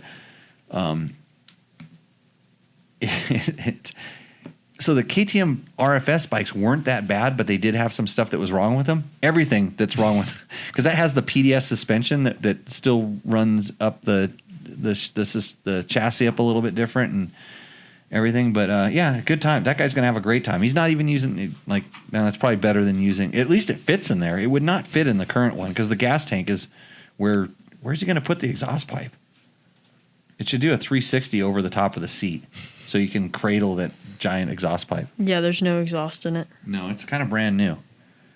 But yeah, that's the old Mako Mistake motor. I'm about to put the image in chat. Awesome. So is that frame cut? Yeah, it's cut. Okay, Yeah. I think that's for the exhaust. Oh well, he's got to figure out where to put his engine mounts and stuff like that. Yeah. But they were those. We had one as a long-term bike, and I'm gonna tell you what, the motor was magical, like all Husaberg motors. wasn't as durable as it should have been. There was lots of like water pump seal leaks and things, but we got over 100 hours on it and rode it hard and did stuff like that. So here we go. Sal's gonna tell Mako stories on the chat. This is why you want to be involved in some of our. Do we share the Restream chat somehow, or is it easy for people to get a hold of that, or you can actually put it up on the screen? I can put it on OBS, but it was just we never found a good spot for it with the cameras, so I just kind of kept it off for this Tech Talk. Right. Yeah, we should share the link for that chat. Would be a good thing to put up there so people could check that out. So, anyways, we're learning. We're going to make this better. What were we talking about? Oh, YZ125. But let's talk about your cylinder head. So this is the thing. This is the learning experience we were going to have here. That was like 20 minutes ago, but yeah. I remember everything. What remembers everything? Google? Google. Yeah, Google lost everything I owned. Yeah. for about 12 days. Then they recovered. It was found in India. Imagine that. Now I'm going to get banned. So Trevor was kind of hovering around while we're putting. He got the. Explain what we got. Yeah. So Yamaha, they gave. We've had our YZ250 FX for a little over a year now, and we've been racing it and riding it a bunch. It's kind of getting ready for a rebuild. 80 hours. Yeah, around 80 hours. No top end changes, no valves or nothing. So it's getting time for a rebuild, and Yamaha wanted us to test their GYTR high performance cylinder head. And so that's what we got, and we put a fresh top end in it, and then put that head on there today, actually. And so Trevor was, like I said, Trevor is a little scared of the engine internals. Very. And there's nothing to him. It's pretty easy, actually. It is. And I don't know why I have to keep. He's just scared. So it's probably better, safe and sorry. Although my last rebuild on your bike, it didn't necessarily go all that well. No. From what we understand. No, it did not. But I never saw it after I rebuilt it, and then the circlip came out. So it's really hard to assess the blame, because I'm sure just the fact that his dad was near the bike at some point or another, that's why the circlip came out. I think he rode it on the parking lot once. So then 100% on him. Even though I installed them, and I was pretty sure we did. I mean, those were tough circlips to get in. I remember it was pretty tough, and I was never concerned about it. But the fact that it broke, I mean, we could have bent it a little bit too much, but here and there. But anyway, Trevor's kind of like, watching, trying to learn some of the different techniques. And I'm a hack mechanic. I will always say this: I can get stuff done. It isn't necessarily pretty. I don't have the most killer set of tools. I have a very good set of tools and most of the stuff that I need. But he was asking me, hey, what are some of the tips that that we can that I can show people or something like that? I'm like, don't shoot pictures. and because some of the stuff you'll just look at it and go, that's not. It's so easy to say that's not exactly how you do it, but it's exactly how I do it. And out of all the bikes that I have, all the race bikes that I've built and all the stuff, I mean, the majority of it runs, and the failures that I have are generally not related to what I'm doing. I'm not super picky about making sure everything's super polished, clean. I'm not using the Dave Chase, the DCC method of perfection. I don't have to use the exact proper tools. All the stuff that I was taught, I kind of...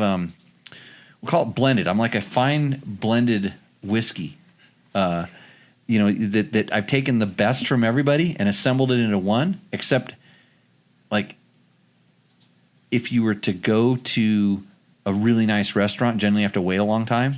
I'm like, you're going to get the best stuff, but at a fast food restaurant. You just pull up to the order thing and I'll just bang it out. So, are you making sausage? Sausage. I could be making sausage.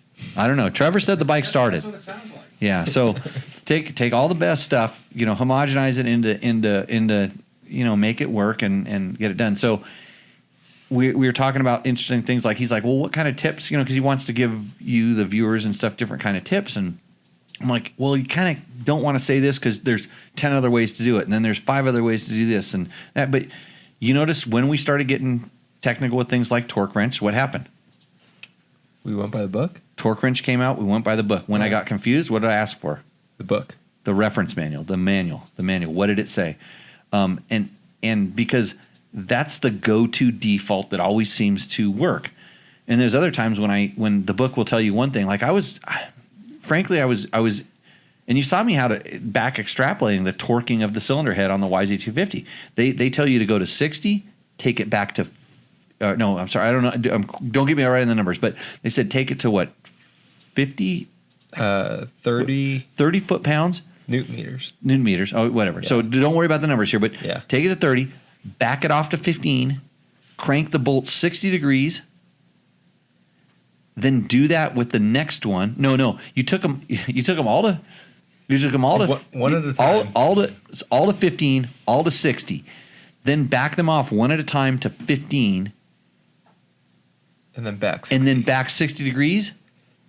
And then so you do that with all of them, and then you take another 60 degrees more.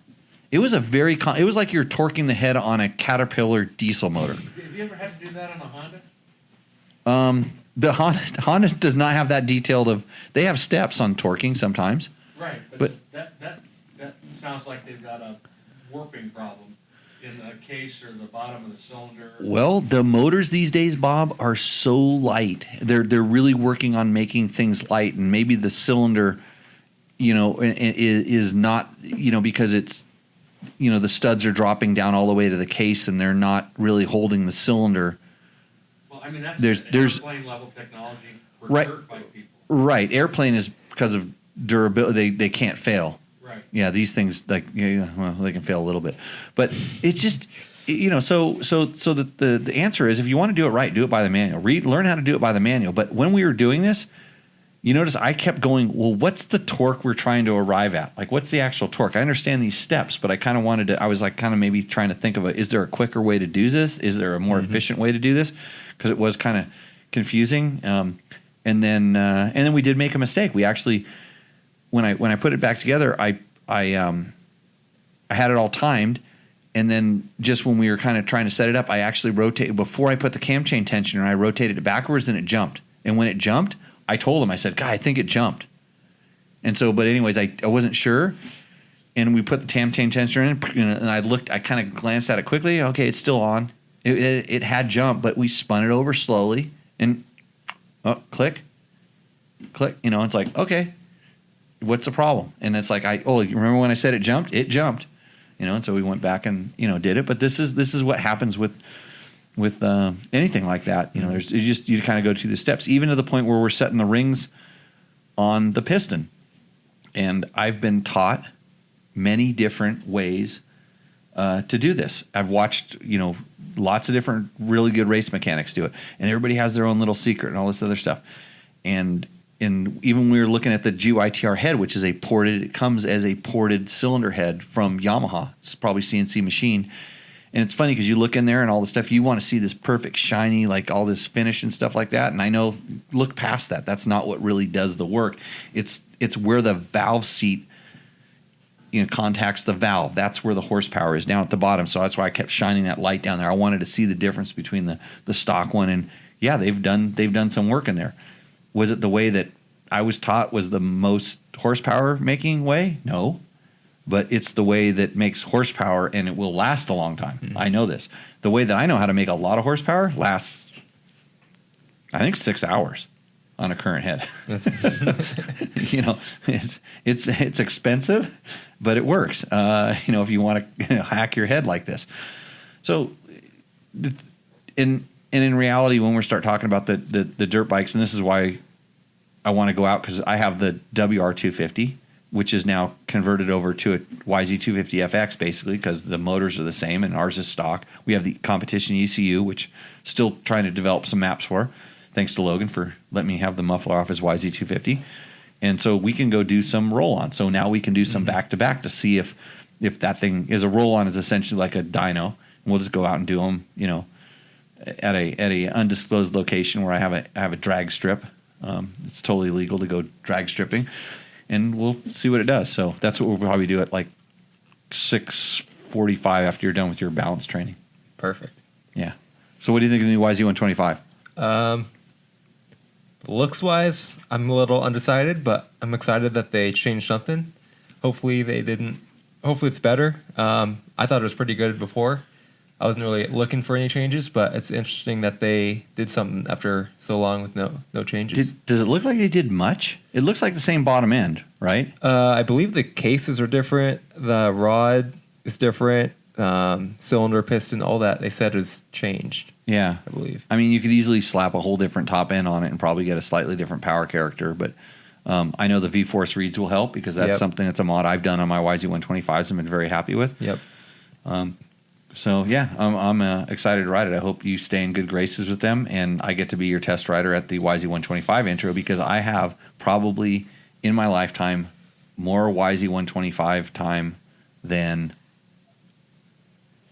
99.995% of the world. I hope to be there one day. Yeah. Yeah, I used to race those things. And then I got a KTM factory ride, and it was all over after that. Like, I clicked that thing into sixth gear, which YZs didn't have at the time, and just like, see ya. They got them now. So yeah, just KTM. saying. Powered by a distinct ready-to-race mentality. Blue Crew, Victory Zone. Okay. Have you talked to them about getting paid to say that? I have not. That's one of my shortcomings. Right. We need to work on this. And if you didn't pay for your ad in our damn digital magazine, the One and Done digital magazine, get on it. Yes. Logan, do we have more questions? Yeah. Okay, because we're running long at the tooth, but that's normal. I'm on my second beer. This is crazy. Crazy time. John Jackson. Kreft Moto Plush tank for the WP air fork allows you to change the air spring rate with a flick of a switch. Is this the beginning of semi-active suspension for all off-road competition, or is it a rehashed gimmick that could upset the rear suspension balance? Oh boy.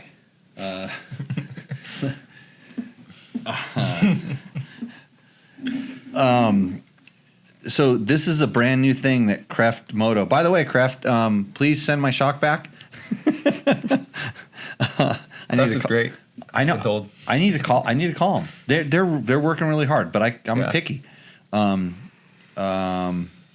So that's is it beginning of sending out semi-active suspension? No. So it's okay. It's not a rehashed gimmick. It's a rehashed technology that actually works. This is something that, God, there was a few different companies, and this was pre-air fork because they're doing with the air fork. It was pre-air fork that they had cartridges, and you saw it on factory bikes sometimes.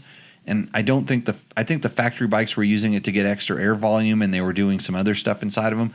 But they were just simple air tanks that you would be able to bleed off the pressure on, very simply, or have some additional pressure inside of there. And what Kreft is doing is sort of like they're allowing you to store a certain amount of pressure inside of the air tank and make the fork actually have less pressure.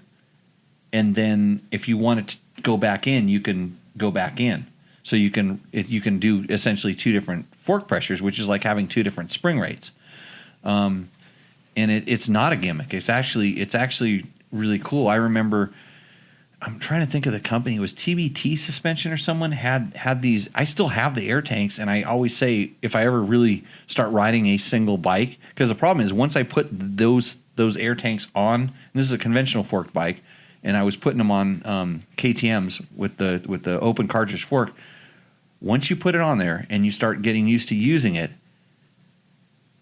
it's really good, and then you wish you had it on every other bike once you know exactly what it does and how it reacts. So I think this is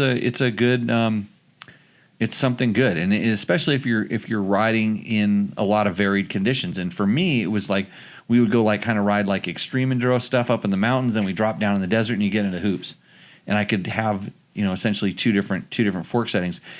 And what the old tanks did is when you put them on it allowed the fork to be so much more plush in the initial part of the stroke. But still not feel like dead or mushy. And so there's a lot there. There's so much more coming in suspension. And there will be, now mountain bikes have electronic suspension. Mm-hmm. And it kind of adjusts what they call pedaling platform for the most part, I think. It's not like active, like you're riding and it knows, oh, hey, we're on different kind of terrain or anything. But that stuff's coming, and all it takes is a USB cord and a 12-volt battery. So next, Jeff Wade 50, full wrap handguards for general trail and desert riding. Yay or nay? For desert riding, I like full wrap handguards. I have no problem with them. I mean, I grew up racing with them all the time. I was always scared in the beginning, as a moto guy going to off road, and I'm like, oh my God, my hand's gonna fall through there and I'm gonna break my wrist. I mean, this is like the big fear, Never had it happen. But they protect your levers. That's the advantage of them. If you're not scared of them, I don't see it as being a big problem. I run them on quite a bit of my bikes, especially our students, our rental bikes. It's kind of helpful there. Yeah. They tend to just for the little tip overs and stuff, it protects stuff. I was never one of those guys that was using my full wrap handguards to quote hit things. And I always there was a lot of companies, and they really tried hard to make really stiff flag style handguards. There was some companies that had carbon fiber blades in there, and ones that were robustly mounted to the handlebars, and some that folded and did all these different things. But it's sort of a personal choice. I use them mostly to protect the levers in case of a fall. And then the other thing they're really good at is in the winter, I can wrap those elephant ear handguards around them. And when I'm going fast, because I'm usually on a Husaberg and tapping on breaking the sound barrier, and at that speed, the aerodynamics come into play, and it'll push the handguards back into the clutch and brake lever, and you don't want to do this. I know you've never experienced this before, going that fast, where you're going so fast that the wind pushes on your handguards and it pushes both the clutch and the front brake at the same time, which is no good. I've had that. It was on a KTM, surprisingly. Well, because they're so fast. I don't know. Yeah, Yamaha's no way. Can't do that. I will say I was at the GNCC a couple weeks ago, and you'd think none of those guys run them. You'd think most of the guys would run wraparounds, but a lot of them don't. Yeah. But I know the Coastal Gas team, which I rode their bike, they just got some new Enduro Engineering handguard mounts, and so for the KTM's and stuff, they mount to the brake and clutch perches.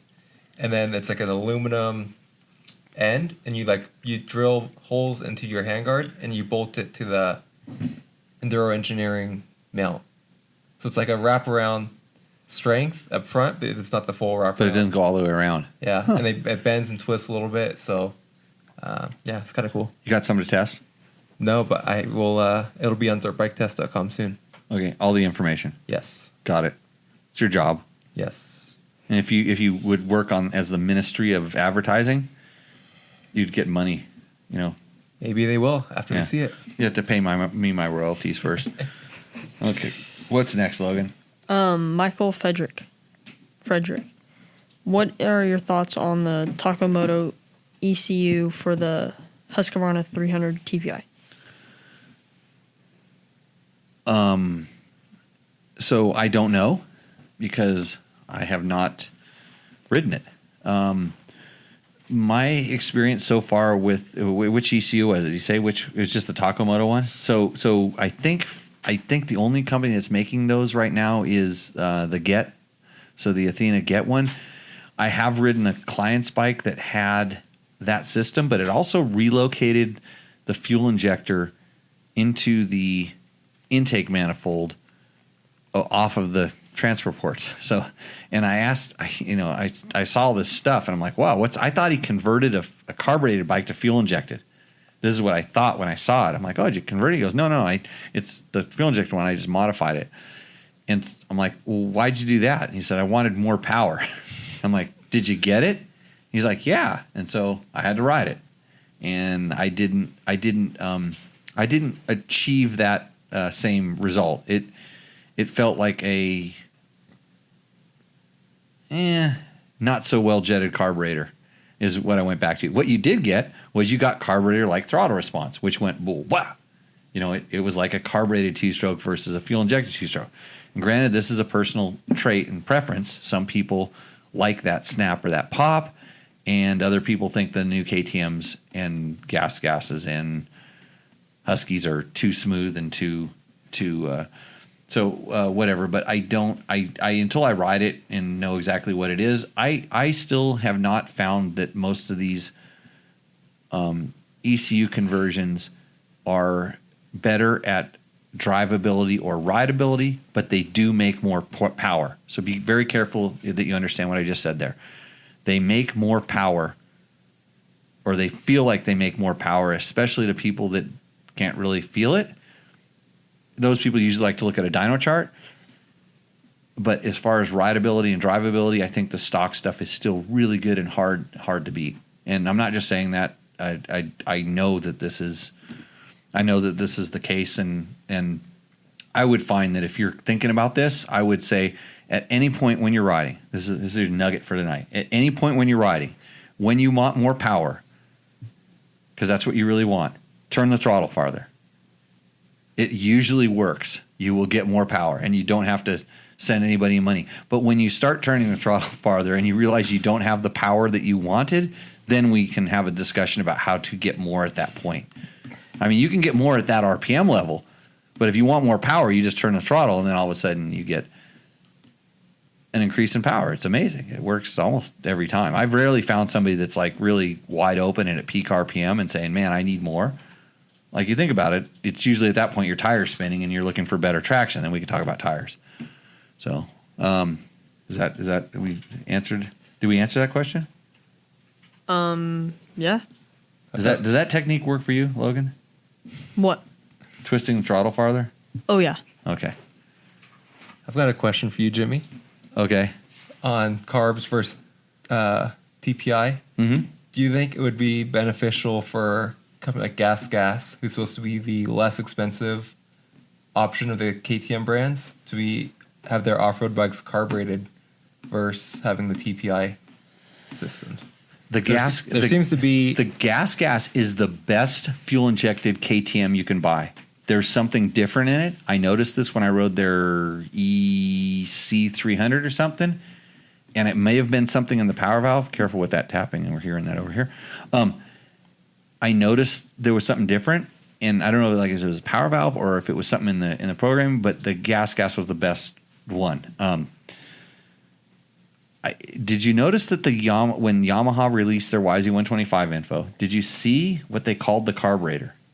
Something special. It was like a throttle position sensor or something. But like it was a something Kian. Like it's being produced. I don't think Kian is producing carburetors anymore. That's probably been outsourced. They probably somehow Yamaha said we need carburetors. This is the problem. You can't get carburetors anymore. Try to buy one.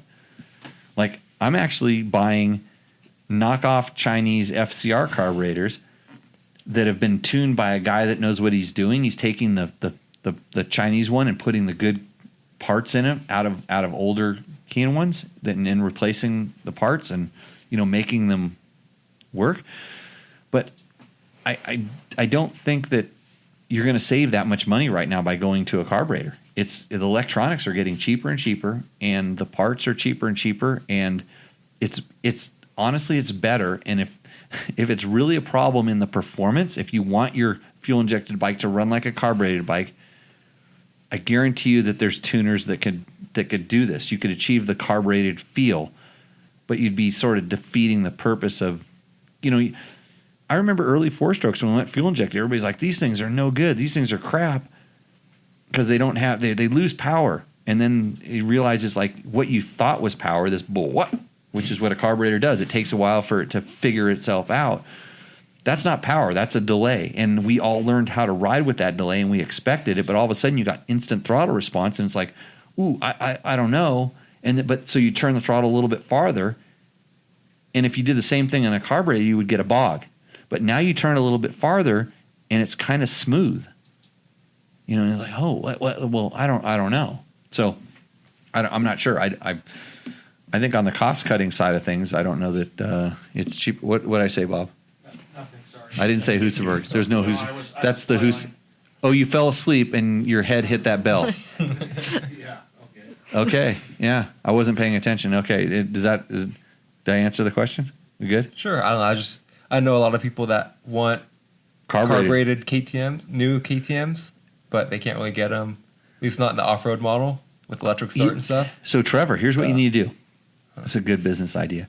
You need to find out where you can get carburetors made, because you could take the fuel injection crap off, drill a hole, put a petcock in the carburetor, run it through a stinking thing. I bet you it would work. I bet you could turn a fuel injected bike into a carbureted bike for all those guys. I know I could.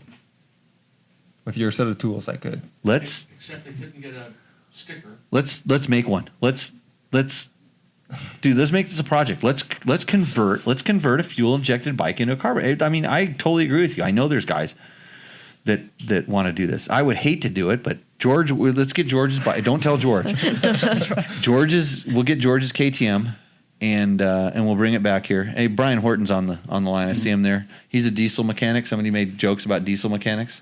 He made the joke about diesel. Oh, he mechanic. did. It's right here. Yeah. Yeah, good. Because he says they're not that smart. He said they have short attention spans. Short attention spans. That's code word from not that smart. Yeah. I have a short attention span. I was gonna say, are you a diesel mechanic? Can be. Yeah. Okay. Another question, Logan. We're gonna start wrapping this thing up. Man, there's 23 people still watching this thing on Facebook. Yes, we actually just went up to 57 total over all our platforms. Oh, it's because everybody's going to bed, like Bob over there, head falling on the bell. So, okay, next. Curly Stoker. My buddy was testing those handguards you guys were talking about, the ones that mount to the brake and clutch mounts. The downfall was he failed. It broke the perch on his clutch, which is one piece to the entire system. That was a $200 perch, obviously over tightened, and should have, but that is our experience with with that system as of 1 week ago. It makes sense. I mean, that's when I heard him say it attaches somehow to the perch, I get a little bit worried there, because that, it's there's a reason why they clamp stuff to the bars and different things. I remember the ones that were really robust actually had not just a 2-bolt, there's a 4-bolt pinch on the handlebars.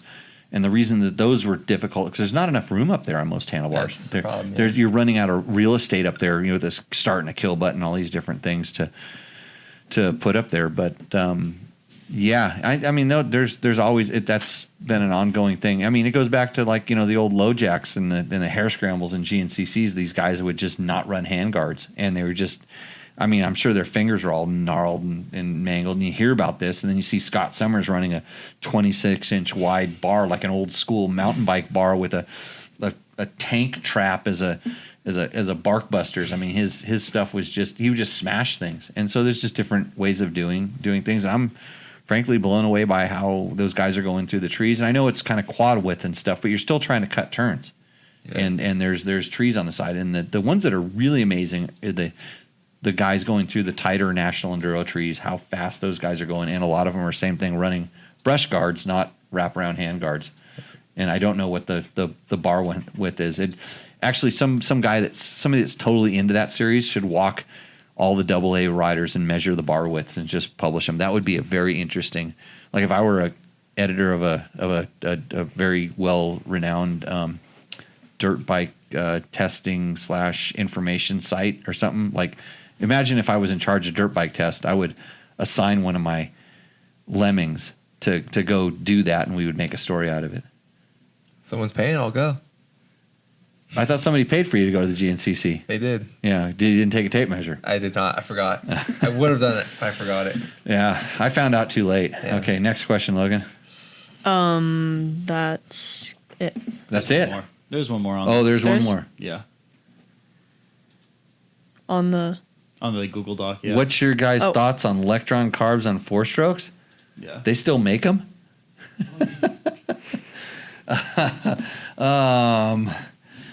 Well, back in the day, if you went through bumps, they bogged, but I have not ridden one for a long, long time, so I can't really comment on them. I know on the 2-strokes, there's our way to get a carburetor. That's how we're going to get the carburetor for George's TPI bike that he doesn't know we're going to do. Actually, Jim has one. My other coach, Jim, has one, and he doesn't read the internets or anything like that, so he wouldn't have any idea we're talking about doing this right now. So, but he might, his Tony side of him might come out. That's like, he might lynch you. Or you just end up someplace else. It's cement boots, they call them. Yeah, cement boots. So I don't know about the electron carbs on the 4-strokes. I've just been, like I said, I've just been buying I haven't been buying. I've got one. I need to actually do a full proper test on it. And Logan the other day, what'd you learn? Like you didn't learn anything today, which means today was a waste of life. Yeah, kind of. But okay. I learned a lot yesterday. So you were letting it soak in today? You're like absorbing it? Yeah. Okay. So yesterday, what did you learn about the bike the bike kept idling high? Why was this? It was the cable was bent the wrong way. Right. So it's funny because I'm like a magician. And every bike that Logan had, this bike doesn't start. And I walk up and I push the button and it starts. Yep. And I know that they're just scared of me. Like I have a way of just infuriating inanimate objects and scaring them into submission. So it's I don't know what it is, but it works. And you just got to walk up with this mentality that you just walk up and I don't even say nothing. Just give it a look, the bike. And it just knows, like, fuck, I'm going to start now. I'm going to take this crap. So... But anyways, I walk up, push the start button, and it starts. I'm like, Logan, what? He says it doesn't idle high. And I'm like, okay. So I start twisting the throttle. I shut the bike off. I start doing full pulls of the throttle because it's sticky. What is it? And then I just start going down the line. It's like a deductive reasoning thing. It's like, okay, if this, then that. If this, then that. And so I'm like, this is kind of weird. He's looking at me like I'm crazy because it just started up and it's idling and I'm revving it. And was fine. It idles back down. It's fine. And then I go, okay, well, if it's not something, it's working now, it's something else. So I take the throttle cables and I start bending them because they move around. I bend them and all of a sudden idle goes up. Yes. So he obviously had the bars cocked in a funny way, or the cables had got pinched. On KTMs, they run kind of behind the bar and go down by the gas tank, and somehow it got a little cattywampus. And when the bar was in that position, sure, it idled up and it wouldn't idle back down. You couldn't shut it back down. So it's like, okay, we have to fix this. And then the other interesting thing is when bikes go on reserve, when the bike is on the kickstand, gas go, even if it's just right above the reserve level, gas goes in. But then you stand it up, it shortly runs out of gas. Yeah. Yeah. So, what makes a motor run? 3 things: gas, spark, and air. Right. Yep. So just that's what you need to know. And on that note, we're done with questions. Hey, thanks everybody for joining in. It was really good to see some old friends out there. I'm sorry if I butchered your stories. I'm relying on, I'll blame it on you. I'm relying on all the knowledge you gave me as a young up-and-coming whippersnapper. So hopefully these clowns here butcher my stories as they get older and they pick on the younger generation. I already do butcher them. Right. We're going to work on this. So get us some sponsors, Trevor. Yeah, Logan. No, Logan. So here's what we're going to do with Logan. We have this sponsor. We have to. No, it's not a fake sponsor. We're going to really try. I hope some good will come out this. We're going to call these companies that tell us how they're going to mega market us and do all the. It's some kid that got he got an email list or something, because there's one guy that was really stoked on one of our T-shirts. He was stoked on our T-shirt page and said this page could make us millions. Maybe it could. Well, I know. That's why we're going to have Logan reach out to him. So, but Logan has to come in here during the AM or PM at some point. He has to come in here. We have to sit down and we have to kind of go through the thing, and then we'll have these little videos for all you guys. So, Logan learns something every day. And if John gets thrown in jail, bail him out and tell him I need to talk to him. Yeah. Right? Hope your dad's all good. Yeah. Yep. It's good. Matt? Yep. Good job. Thank you. I'm glad you guys are here keeping me in line. Yeah, and to the chat, just let me know how I'm doing on the camera work, because I am learning this as we go along. Right. It might be a little jumpy, and I caught myself a couple times clicking the wrong button and then clicking back, but... Yeah, just send emails to Jimmy at dirtbiketest.com. I'll take care of it. And Bob, wake up.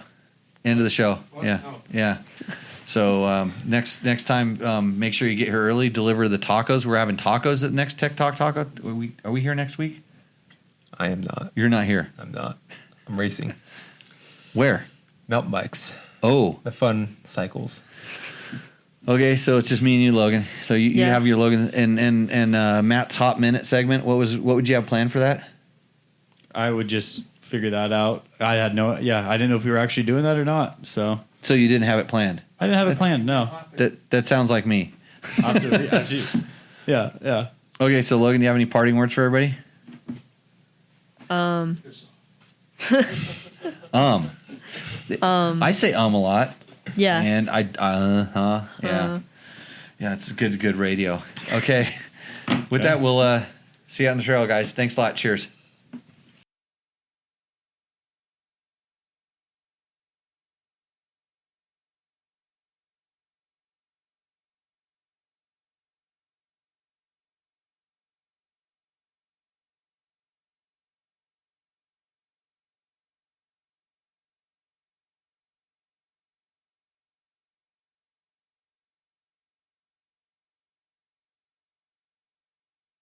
Sell you the parts that you might need to get your especially KTM or Husky dual sport bike running like a champ. Anyways, it's tacomoto.co.